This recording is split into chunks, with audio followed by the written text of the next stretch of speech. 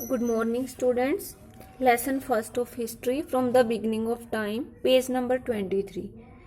Hundreds of paintings of animals done between 30,000 and 12,000 years ago have been discovered in the caves of Lascaux and Sauve, both in France, and Altamira in Spain. सैकड़ों animals की सैकड़ों जो painting थी जिसका time period 30,000 से लेके 12,000 के बीच का मिला, इतने साल पहले ये बनी होंगी, have been discovered in the caves of Lascaux. ये लस्कोक्स और सोवे ये दोनों जगह फ्रांस में है, यहाँ से ये खोजी गई।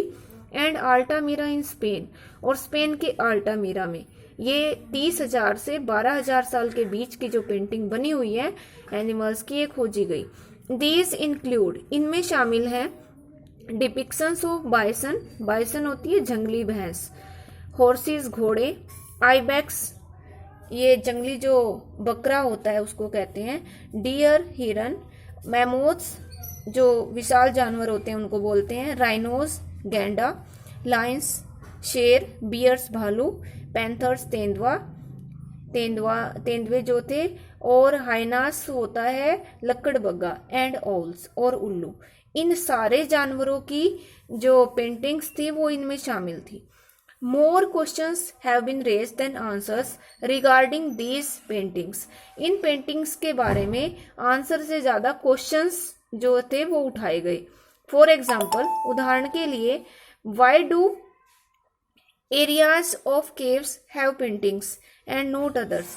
जैसे कि एग्जाम्पल अगर हम देखें कि इन पेंटिंग्स के कुछ एरियाज में, कुछ ही हिस्सों में ये जो पेंटिंग्स थी कुछ ही हिस्सों में क्यों बनाई गई है इन गुफाओं के, एंड नोट अदर्स, और दूसरे में क्यों नहीं बनाई गई। Why were some animals painted and not others, और कुछ ही एनिमल्स को क्यों चित्रित किया गया, दूसरों को क्यों नहीं।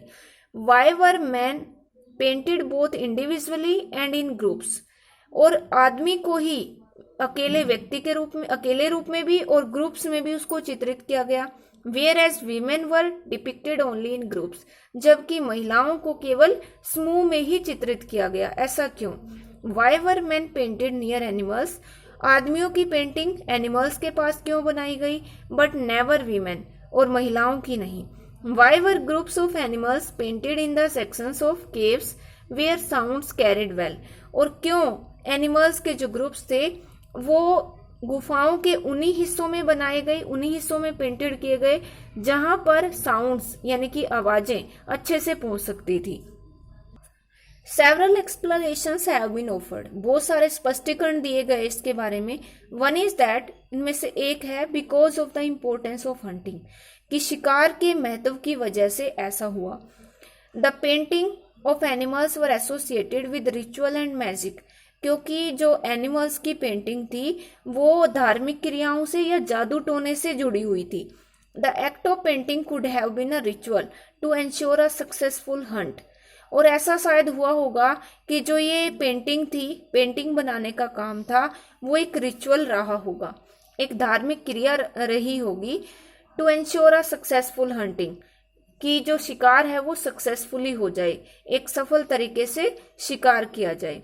Another explanation offered is that, और एक दूसरा स्पष्टीकरण या एक दूसरा विवरण ये मिलता है, that these caves were possibly meeting places for some groups of people or locations for group activities।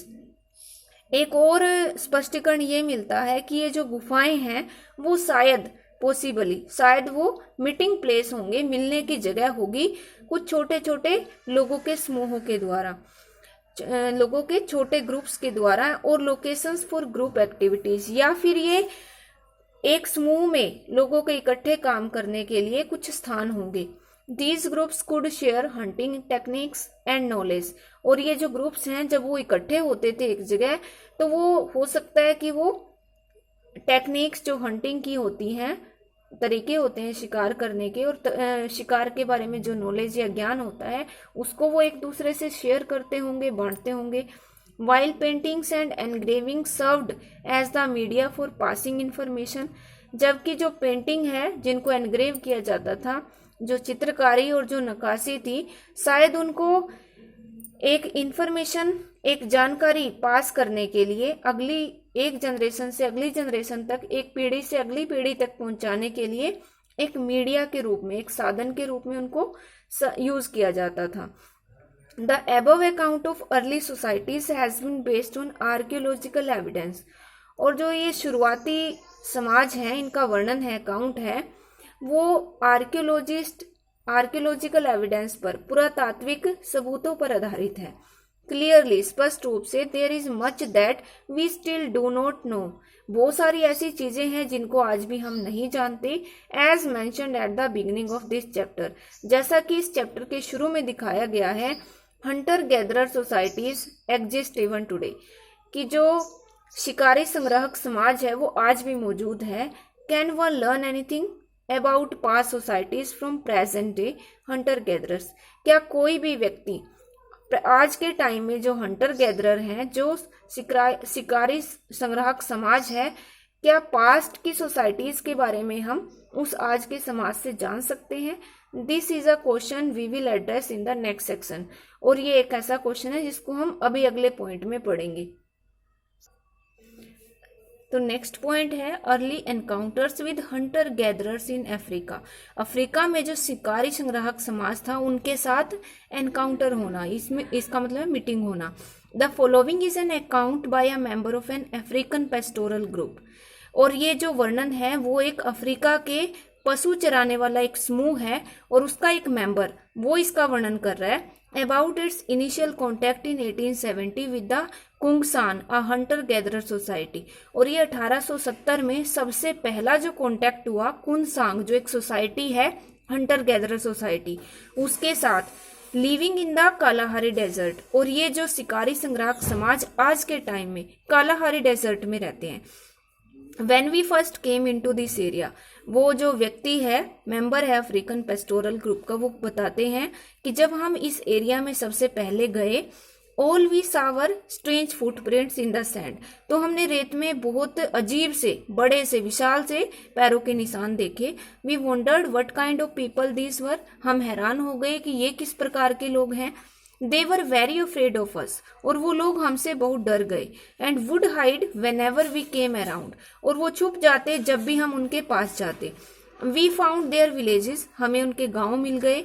But they were always empty, पर वो गांव हमेशा खाली ही होते। Because as soon as they saw strangers coming, क्योंकि जैसे ही वो अजनबियों को आते हुए देखते, they would scatter and hide in the Bush, वो बिखर जाते और झाड़ियों में जाकर छिप जाते।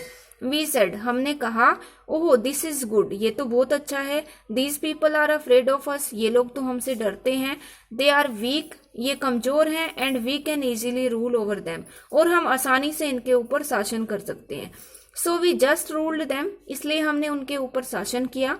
देयर वॉज नो किलिंग और फाइटिंग, और हमारे बीच में ना कोई खून खराबा हुआ और ना ही लड़ाई झगड़ा हुआ। You will read more about encounters with hunter gatherers in themes 8 and 10। इस बुक का जो चैप्टर 8 और 10 है, उसमें आप ज़्यादा हंटर गैदरर के एनकाउंटर्स के बारे में पढ़ोगे। जो शिकारी संग्राहक समाज है उसके बारे में, कैसे दूसरे लोगों का संपर्क हुआ, ये आप लेसन 8 और 10 में पढ़ोगे।